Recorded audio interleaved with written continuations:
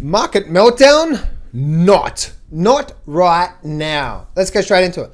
All right, guys, do not place trade based on what you see in this video. Trading is risky and it can cause substantial financial loss.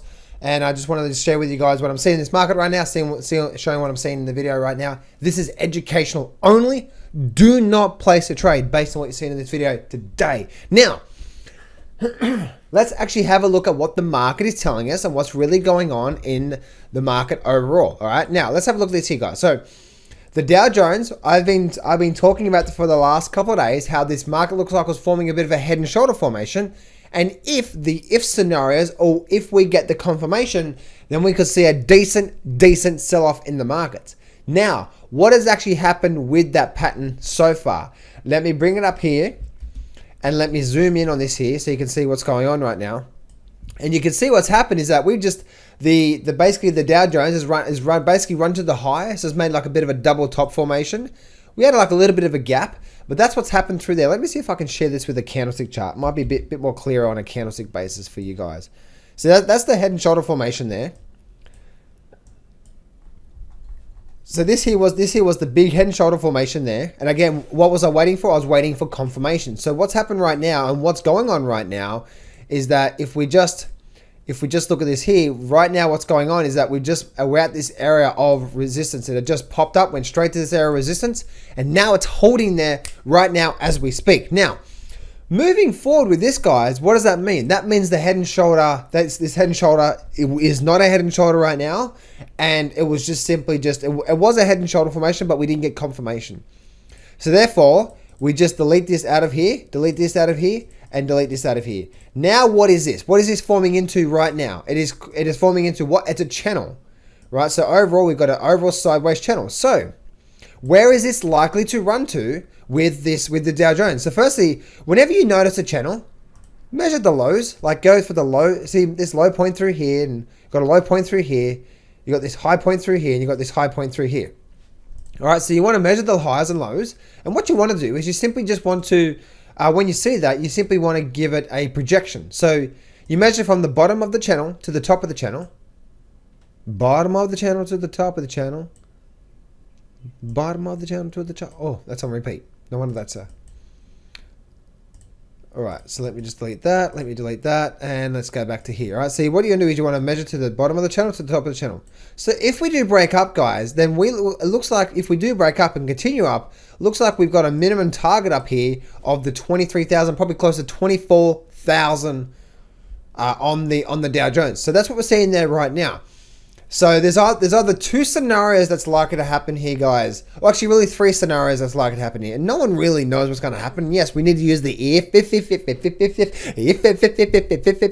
if scenarios. So scenario number one is this. The market breaks and it runs. It breaks and it runs, and therefore we run up to the 23, probably close even to the $24,000 level. The market just keeps going, right? Scenario number two is it runs up, has a little pause, and then breaks back down. What would that mean? That would mean this entire thing through here was what? It was a false breakout. Fantastic. False breakout. Now it's actually breaking back down. If scenario number two happens, guys, then we get the exact projection. We project it down from the low point. We project that down. We now make this low point through here, and this is where it's likely to go on the short term. So if scenario number two happens and we get the false breakout, scenario number one is we break and we run. We run up to 24. Scenario number two is that if we do break here, and it runs up and it just goes sideways and we break back down, that's a false breakout. And what's likely to happen with that is that it's likely to run back down towards these lows through here. And not only that, but it's likely to complete the target on the downside, which is the $23,000 level. So that's basically the two scenarios. Or scenario number three is that it holds it right now, and this is a big double top, which it could be a double top right now. So that's what I want you to see right now, guys. It was a head and shoulder. Again, we're flowing along with what the market is telling us, and we're just going along with what the market is telling us right now. Market meltdown, not just yet. Big market pullback, not just yet. So we go have a look at, say, the Nasdaq as well too. Nasdaq, what's happening with the Nasdaq? Just completely dominating this upward move here. And as you can see, guys, right, if we just remove all the crap from the markets and crap from what we think is going to happen, never trade based on what you think is going to happen. That is just some of the biggest lessons I've learned when I'm trading, guys. Now, what happened with the S&P? Similar thing, right? We're now at this level of resistance. Had a bit of a gap here, so I'm not sure whether that gap is is an exhaustion gap or a continuation gap.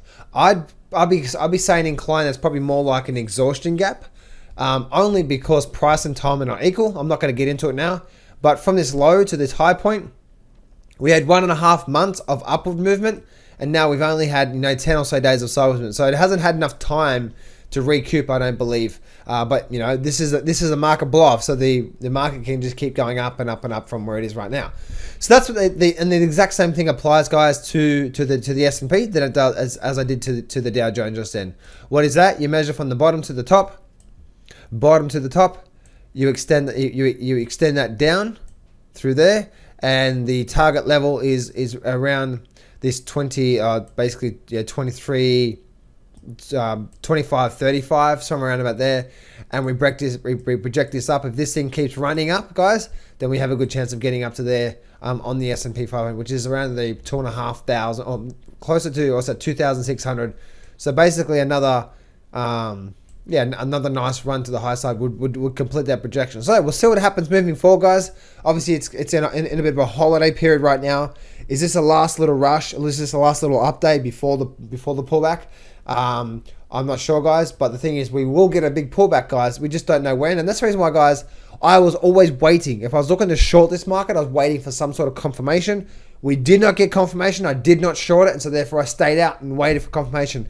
And I hope you guys can learn from that. Is always wait for your confirmation. Always wait for your setup.